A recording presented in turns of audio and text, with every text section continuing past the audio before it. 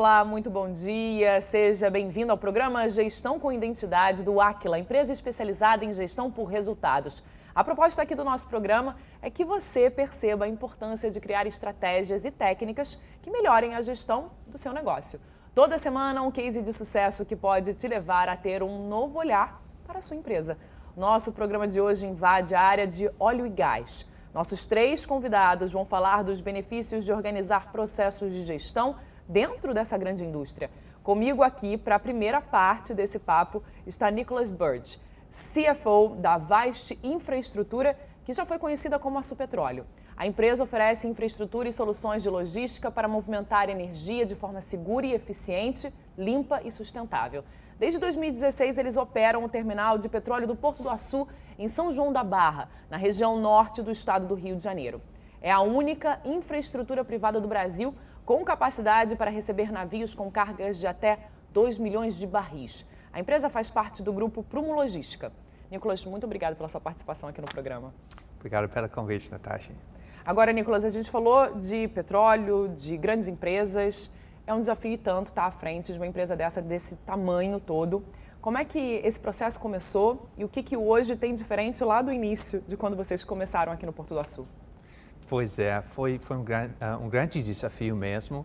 Nós começamos em 2016 e nascemos com a necessidade das empresas de óleo para ter uma solução segura de exportação de óleo. Naquela época, ficou bem claro que a produção de óleo brasileiro seria muito maior do que a demanda aqui no mercado doméstico. E com isso, obviamente, precisará ter a maneira de exportar esse óleo em excedente da produção.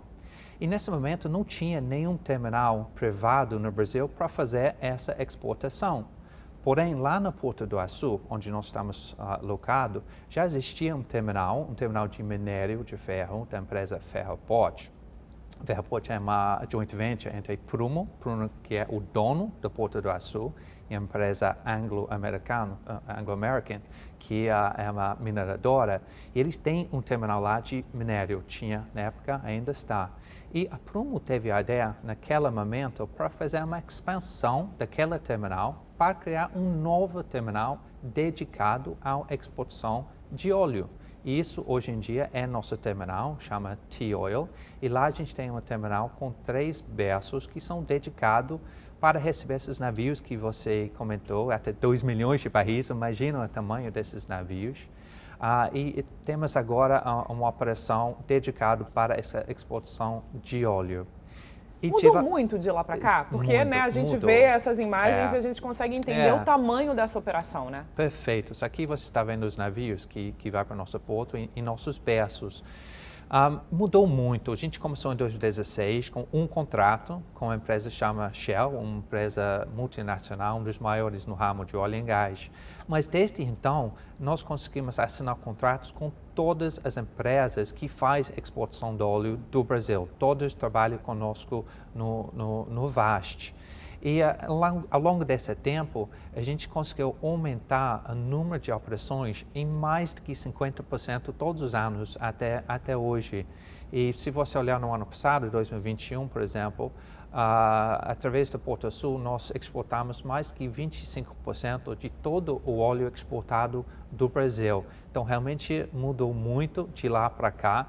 Mas a gente tem expectativa de mudar muito mais para frente também, porque a expectativa de produção de óleo brasileiro também a gente tem expectativa de aumentar muito nos próximos anos também. Aumenta a produção, aumenta o negócio, né? Exatamente. E aumenta o volume de trabalho que é preciso ser feito. E vocês tiveram uma grande mudança agora. Vocês começaram com a Supetróleo, mudaram para a Vast, e mudaram até a tagline, eu vou ler aqui para eu não falar uma besteira, abrindo horizontes para a energia. Isso representa uma mudança de estratégia, inclusive na história de vocês?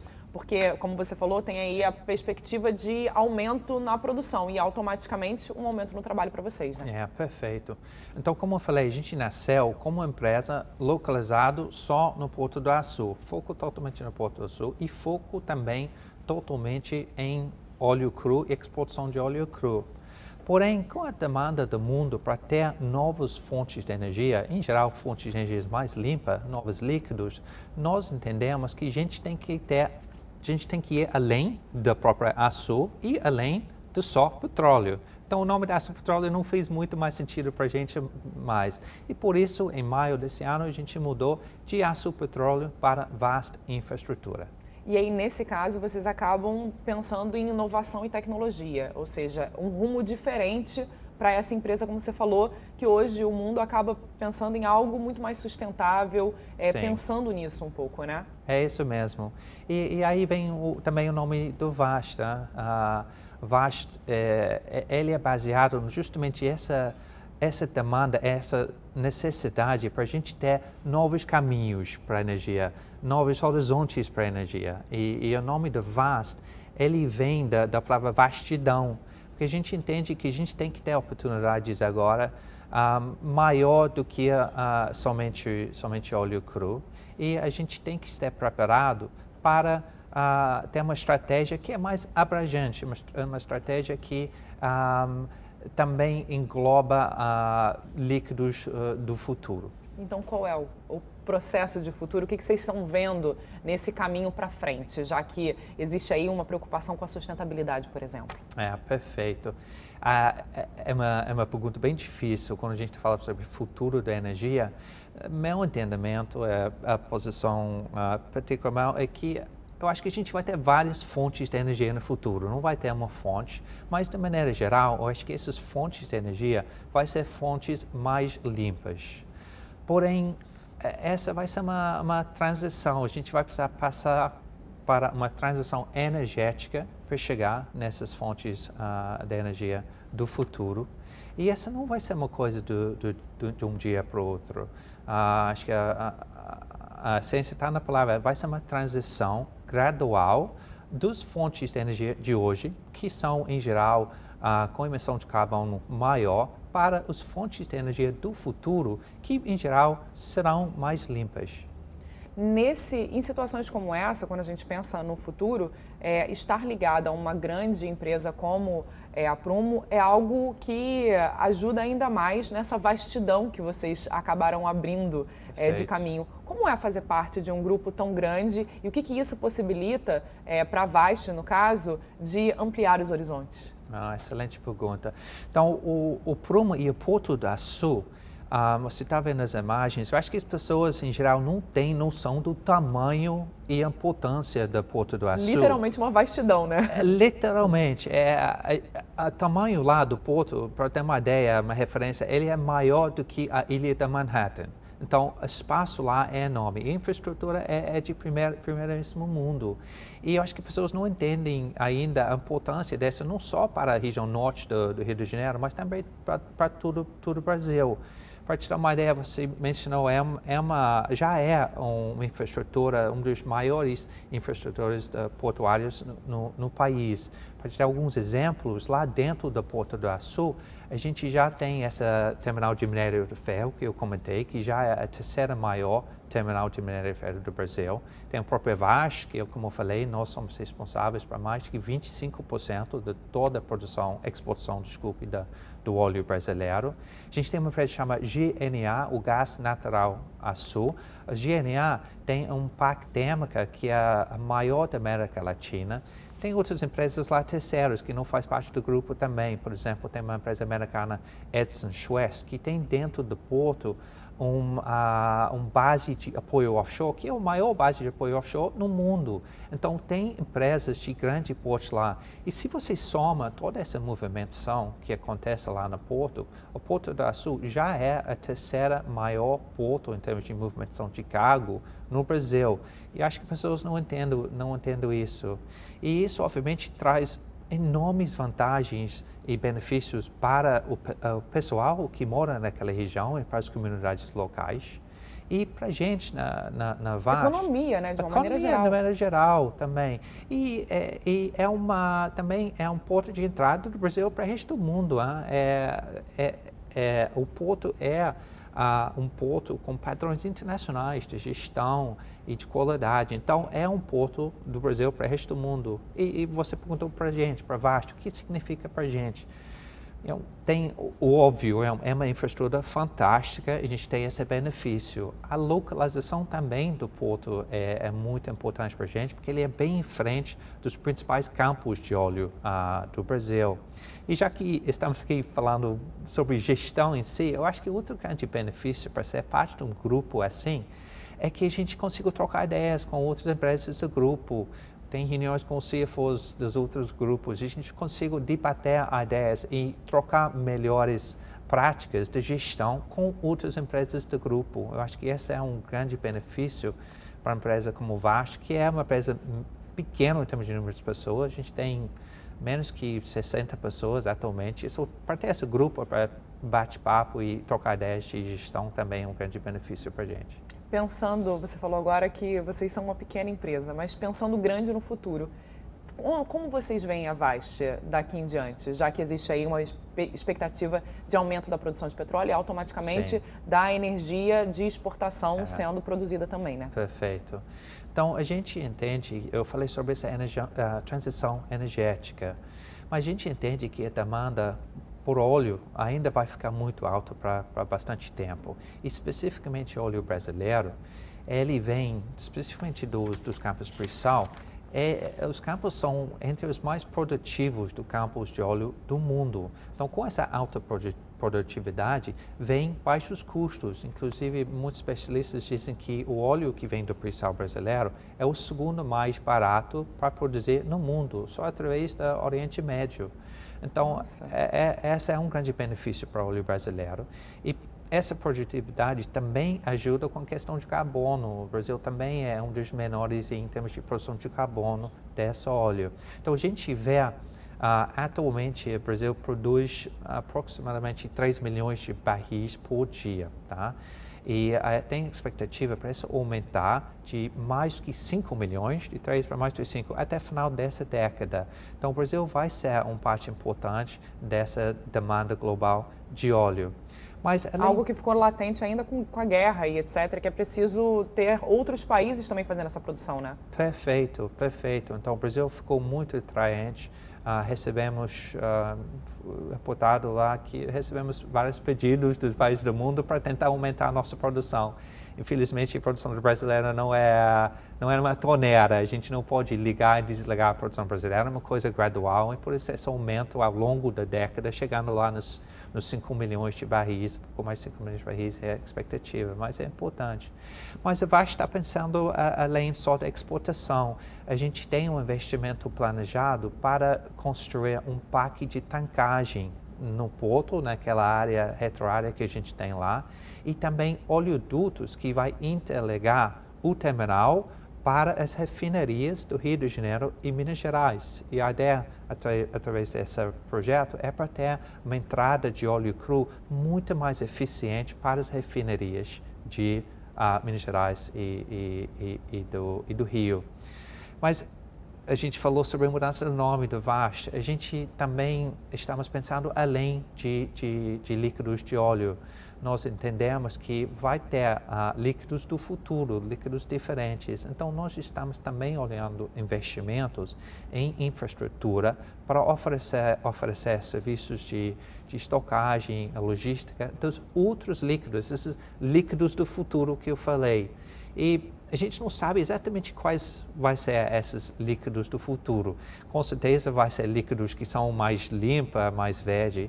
E nós entendemos que a Vast está muito bem posicionado para oferecer serviços cada vez mais sustentáveis para a movimentação desses líquidos, não só os líquidos de hoje, mas também para esses líquidos do futuro. Então, essa é a nossa estratégia para ser preparado para esse futuro de líquidos mais verdes e melhor para o mundo.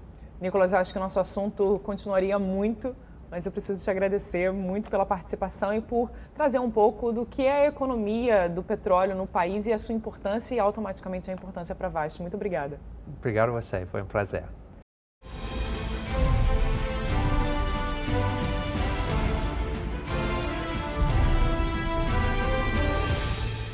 A conversa com o Nicolas trouxe para a gente a noção do tamanho do desafio que eles têm pela frente. Agora a gente traz para o debate outras duas pessoas que têm ligação direta na empresa com os impactos de uma gestão eficiente. Ao meu lado, Mariana Begossi, gerente financeira da Vast Infraestrutura, e Marcelo Fernandes, gerente de compras e administração contratual. Muito obrigada pela participação de vocês aqui no programa. Obrigada pela Nós que agradecemos. Mariana, eu vou começar com você porque o processo ali de parceria entre o Aquila e a Vast começa em 2019. E aí vocês têm como foco o setor de compras e também o setor de finanças, a parte administrativa e financeira da empresa. Por que escolher esses setores e o que isso traz de impacto, de diferença na hora que a gente fala de gestão? Tá, por que a gente escolheu essas áreas? A Vast, como o Nick já falou, é uma empresa muito jovem, né? Tem 6 aninhos de idade. Então, no início, o que era o foco? É buscar crescimento, pensando em excelência operacional, pensando em segurança, que para a gente poder fechar contrato e vender, era isso que a gente tinha que se diferenciar. Então, no início, o que nós fizemos? Tiramos aquelas certificações voltadas para saúde e segurança, para meio ambiente, para qualidade, essas ISOs 45001, 14001, 9001, voltadas para isso, para segurança, para saúde, para meio ambiente. A gente implementou o sistema SGI, Sistema de Gestão Integrado, e tiramos essas certificações. Então, esse foi o foco inicialmente, né? Construir a empresa, né, basicamente. Isso, o foco era vender, era captar clientes, então esse nosso diferencial de excelência operacional e segurança nessa operação de transbordo de petróleo. Né? Então, crescemos depois disso muito rapidamente, com muita velocidade, né? Tanto em fechamos contratos, número de operações, e as pessoas começaram a chegar para a gente poder estruturar a empresa. Então, lá em 2019, a gente entendeu que precisávamos nos estruturar, as áreas que dão apoio ao negócio precisavam se estruturar para poder acompanhar esse crescimento. Por isso, a gente pensou na área financeira, junto com a área de suprimentos e administração contratual, para poder apoiar o negócio, porque a gente entende que mesmo estando ali nos bastidores, a gente precisa apoiar o crescimento, né, do nosso negócio. Você falou em gestão um pouco dessa questão de gerir ali, como vocês tinham capacidade no meio ambiente, em controle, etc. E quando a gente fala de gestão é basicamente a mesma coisa. Você também precisa ter essa capacidade, é algo que você adquire, assim como os ISOs que vocês adquiriram, Sim, né? Sim, com certeza. Quando a gente fala um pouco de gestão, o que você percebe de resultado, de diferença entre o início lá da operação em 2016 e a entrada do Aquila em 2019, que aí vocês mudaram para o nome para Vast, vem uma vastidão de conhecimento no caso, né? Sim.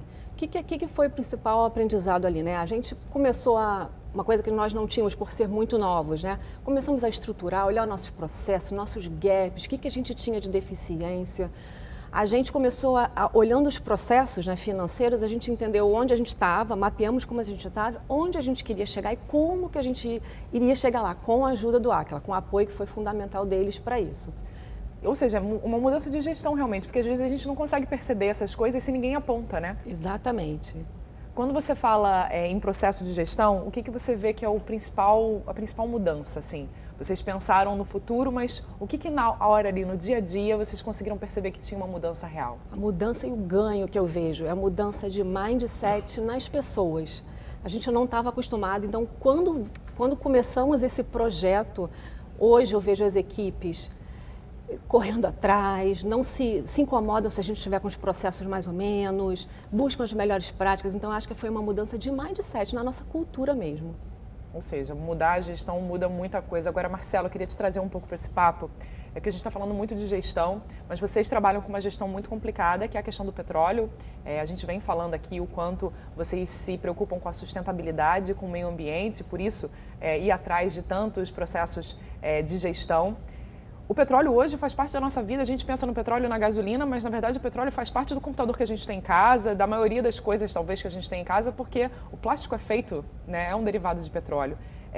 Muita gente questiona, né, por que trabalhar com algo que pode ser um risco tão grande para o meio ambiente. Eu queria fazer essa pergunta para você. É possível trabalhar e se preocupar com o meio ambiente? Muito possível. É a nossa maior preocupação hoje como organização. Como mencionado pelo Nick, é um mercado em transição. Então, a gente não tem a dimensão da linha do tempo que essa transição vai ocorrer. Isso é importante todos nós entendermos. Queremos, sim, energias limpas ou mais limpas, porém, a gente ainda vai ter um período que a gente ainda vai ter que lidar com essa matriz energética que a gente tem e as matérias-primas oriundas dessa matriz energética. Então, até que as novas referências, o que eu chamo de referência, é um novo grupo de matérias-primas, novas soluções, elas aconteçam, estejam disponíveis, nós, de alguma forma, temos que cuidar do que é a transição, quer dizer, continuar atendendo com excelência o mercado de óleo, que foi oriundo, a empresa nasceu desse mercado, e preparar a organização para atender com os novos serviços, com a mesma excelência, mas com novos serviços e escala para apoiar essa transição energética. Agora, quando a gente fala do tamanho que a Vasti tem, a gente viu imagens ali do tamanho dos navios, o tamanho que o Porto do Açu tem de uma maneira geral. Como é que você vê essa questão das ações voltadas ao meio ambiente? A gente falou muito aqui do tamanho da operação, mas para que essa operação realmente aconteça, é preciso ter uma segurança muito grande, né? Com certeza. A gente tem, como eu falei, essa preocupação com o meio ambiente, porque o nosso canal é uma área abrigada. Então, diferentemente do que o mercado normalmente pratica, onde a transferência de óleo ocorre no mar, com um aumento de risco ambiental nessa operação, há 3 anos, se eu não me engano, perto disso, a gente teve um acidente na costa do Brasil que impactou várias áreas, a questão do óleo chegando na praia, né? Então, a gente tem uma área totalmente abrigada, com uma infraestrutura totalmente voltada para um plano de emergência.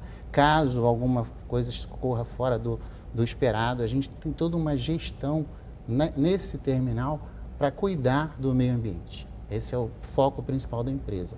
Então, a gente tem vários programas sobre isso. Então, a gente tem monitoramento de tartarugas, a gente já teve aí nesse programa protegendo mais de 1 milhão de filhotes. A gente tem uma proteção a aves, que é o 30 Res, que é uma ave em extinção hoje. A gente tem ali uma proteção de animais marinhos, e destaco a doninha, que é um tipo de golfinho que também está em extinção. E a gente tem uma questão também que é muito voltada para o reflorestamento da vegetação nativa da região onde o porto hoje funciona. Então, vários exemplos, esses são alguns de vários outros projetos que a gente tem, que é possível conciliar a parte econômica com a parte ambiental, trazendo aí uma sustentabilidade para o negócio. Queria voltar um pouco do tamanho da operação, né? É uma operação de risco, não tem como, mas vocês têm diversos tipos de procedimentos que vocês precisam criar para que tudo dê certo, né? Nesse caso. E aí, são serviços delicados, demandam um alto padrão de gestão ali nesse caso. Como é que é feito essa barreira de segurança quando há essa troca de navios e esse petróleo está saindo de um lado para o outro? Eu queria que você explicasse um pouco para o telespectador como é que isso funciona na realidade. São boias realmente em volta? Como é que vocês conseguem dar conta de algo que tem um padrão tão complicado de gestão? A gente tem um plano de emergência que, quando a operação está ocorrendo, a gente tem barcos, diferentes tipos de barcos de apoio a essa operação de transferência de óleos entre os navios maiores. Então, a gente tem um barco de apoio que faz o transporte, do mangote que faz a transferência. Esse barco é totalmente certificado, a gente tem vários requerimentos que esse barco tem que cumprir para ele estar operando lá na nossa área. A gente tem embarcações menores de contenção, são barreiras de contenção que a gente coloca ao redor da operação. Caso aconteça alguma coisa, não é esperado, porque todo o procedimento cuida para que não aconteça. Mas caso fuja algo da rotina, isso já está posto para que a gente possa conter qualquer irregularidade que isso, porventura, venha acontecer. E hoje, isso tudo deriva da nossa matriz de sustentabilidade, onde a gente tem um detalhamento nessa matriz sobre como operar, como trazer isso de uma forma orgânica dentro do nosso dia a dia do terminal. Voltando um pouco para a questão da gestão, né? A gente falou muito com a Mariana do como esses processos mudam. A área de compras teve uma grande influência sua nesse trabalho com o Aquila. Eu queria que você explicasse um pouco como é que foi organizar e como essa área foi transformada no momento em que é possível ter processos de gestão dentro da empresa. É muito importante essa intervenção. Eu diria que a gente mudou da água para o vinho, seria essa minha comparação. O que possibilitou foi, primeiramente, identificar os nossos gaps, mapear aquilo que a gente, porventura, a gente não estava fazendo com excelência. Alguém com apontando o dedo, né, no problema. E às vezes você tem que estar aberto para poder entender e tocar na ferida e corrigir aquilo. E foi o que nós fizemos com o apoio da Aquila. Então, atuando nos gaps, a gente melhora a nossa eficácia, a gente melhorou muito essa questão. E a área de compras, que até então a gente conhece um pouco no mercado como uma área meramente transacional, de emissão de contratos e pedidos, ela passa a ter uma visão mais estratégica no negócio, passando a um conceito mais moderno de business partner, onde a gente, ao invés de atender no momento da demanda, a gente antecipa a demanda, a gente discute a demanda, a gente identifica potenciais melhorias e então a gente vai para o processo de aquisição.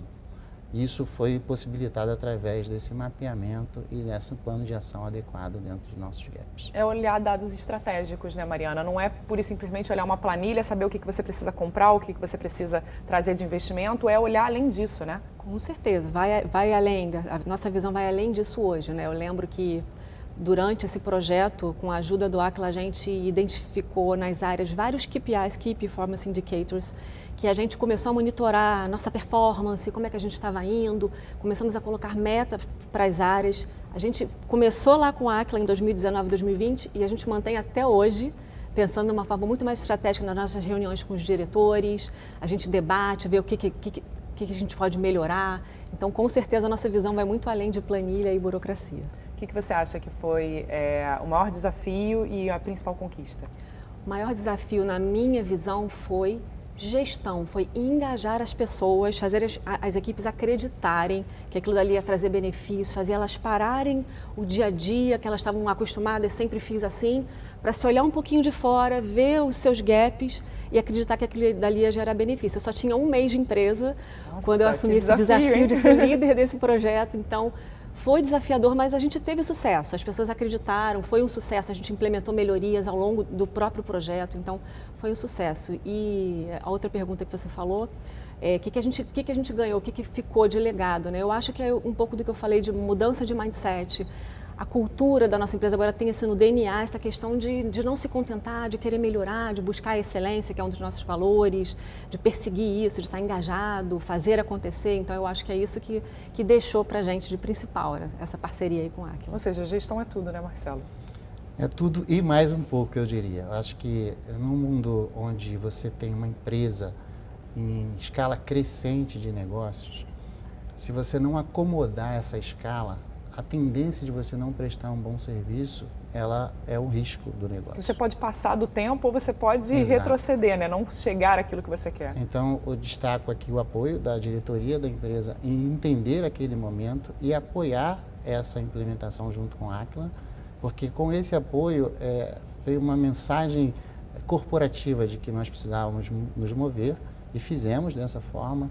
E hoje a gente entende que a gente tem a escala necessária dos nossos serviços corporativos de suporte para atender as novas demandas e suportar o crescimento do negócio. Ou seja, muito obrigada pela participação de vocês. Falar de gestão é algo muito importante e é muito bom saber que os mindsets podem mudar quando a gente fala em ampliação de negócios. Muito obrigada pela participação de vocês dois. Obrigada. Obrigada.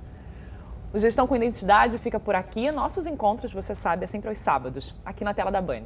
Você também pode rever todos os outros episódios acessando o canal do Aquila no YouTube. Siga o Aquila também nas redes sociais. Te esperamos no próximo sábado. Até lá!